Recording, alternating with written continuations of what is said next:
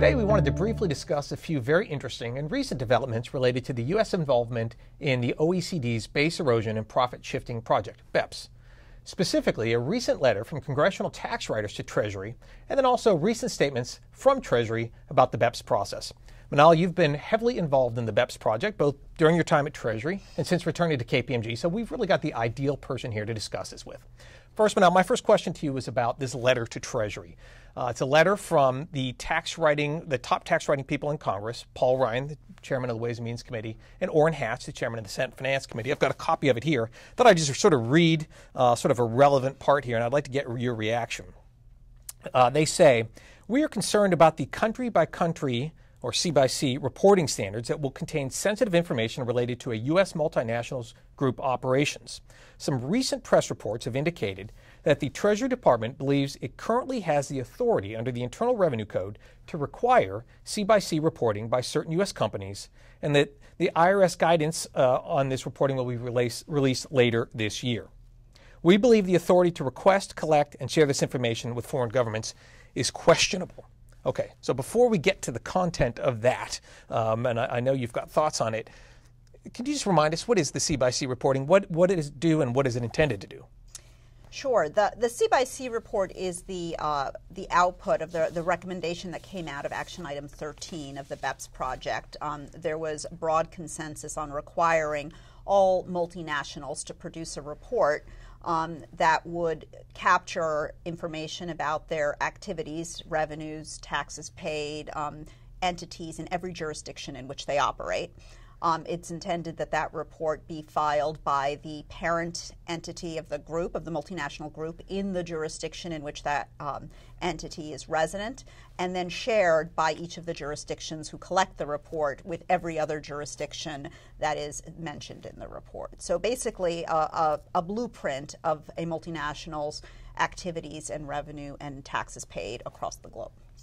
Got it. Now, I'm a former Ways and Means counsel, and I know, one of the things that's hardwired into you when you work there is you protect your jurisdiction very carefully. You're a former Treasury official, so maybe you can convince me as to what Treasury's authority here is on this, because another part of the letter says that they ask Treasury to provide documentation sort of outlining why they have the authority to do this. So let's hear it. What is Treasury's authority here? So without getting into a technical analysis of Treasury's authority, in general, Treasury has fairly wide, broad authority to collect information, and as we know, IRS and Treasury collect quite a bit of information already about the activities of business and multinationals. So Treasury has said that based on the existing authority in existing legislation, that authority is broad enough to collect the information that's being asked for in this report. And I should just say that the ability to adopt the recommendation in Action Item 13 for C-by-C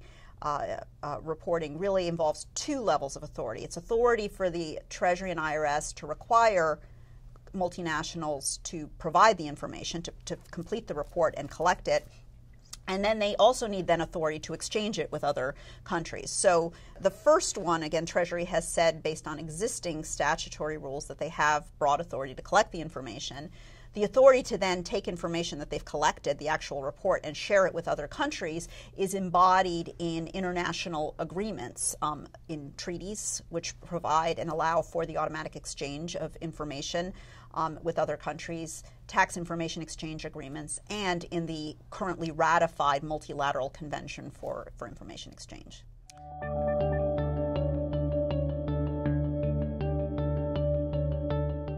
Okay, next question. As I said, the letter from Hatch and Ryan sort of questions whether or not Treasury has the authority to implement the C-by-C standards. Now, Treasury has said, I think repeatedly, they believe that they do. But let's just assume for a moment, what if Hatch and Ryan are right, or that Congress intervenes and somehow prevents Treasury from implementing the C-by-C standard? Does it much matter for U.S. companies in the end, or U.S. multinationals in the end?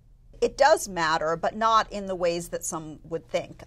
If the U.S. were not to adopt the requirement to collect the C-by-C report and exchange it, the way that the OECD recommendation is drafted and the implementation guidance is that other countries who do require the report, the first rule is that they're supposed to get it via exchange from another country.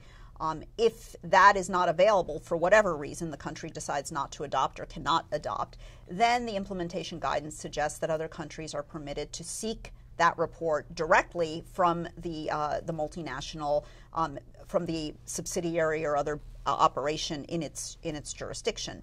So the implication of that for U.S. multinationals is if they have business operations in other jurisdictions who do adopt, and those jurisdictions can't get the report from the U.S. government, then they will be faced with the requirement to provide the C/C report directly to the government, to each of the governments in which they're operating.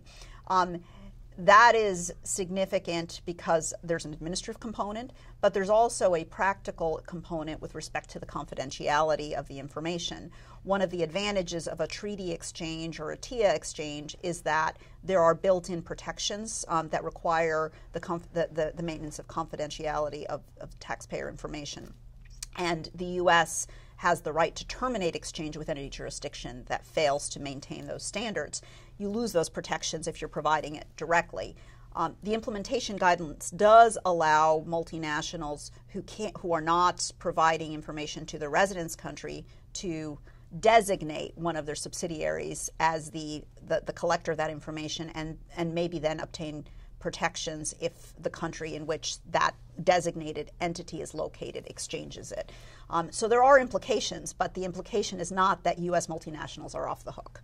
I think that's a really important point, and one that companies probably ought to be aware of. And it's interesting to me whether or not Congress was aware of that, when they made their comments. So, last question for you then.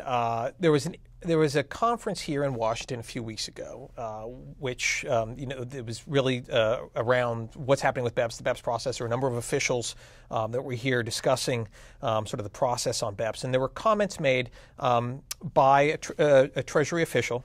And they apparently were very interesting and have caused some to wonder, well, what does that exactly mean? Does that mark perhaps a different point of view for the U.S. in terms of how they participate in the BEPS project? So could you just give us an overview, what was said and what does it mean? So Deputy Assistant Secretary Bob Stack gave the opening speech at the conference. And he, in that speech, expressed some frustrations the U.S. has had with the process.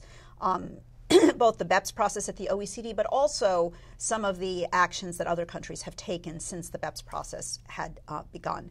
In particular, he expressed frustration with the actions of the UK in enacting the DPT, as well as Australia in enacting a GAR, a general anti-avoidance rule that was similar to the DPT, because he felt that those actions were unilateral actions that were taken to address BEPS inconsistent with the efforts that were going on at the OECD to come up with a coordinated approach. So that was principally his focus. I think he also expressed concerns about whether or not the U.S. voice was being heard at the table in the OECD to get to a right policy answer as opposed to a politically motivated or domestically politically motivated outcomes.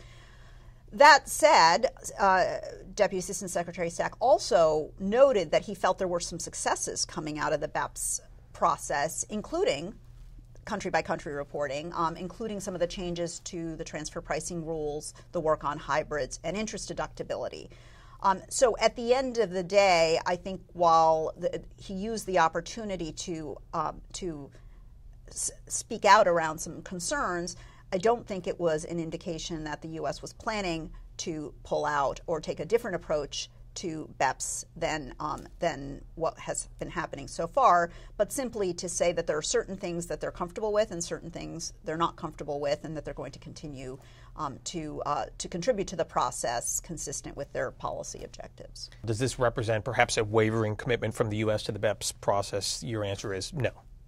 I think it's a commitment that it's defined by what the U.S. policy objectives are, which include protecting the U.S. tax base as well as the interests of U.S. multinationals. And so it's an articulation of the U.S. position around it. I don't think it's a pulling out by the U.S. Excellent. Well, I wish we had more time because there's so much content here. We could probably make this into an hour-long conversation, but that's all we've got time for today. So thanks for joining us. If you have any questions about the topics we discussed today, please contact KPMG Professional. Thank you.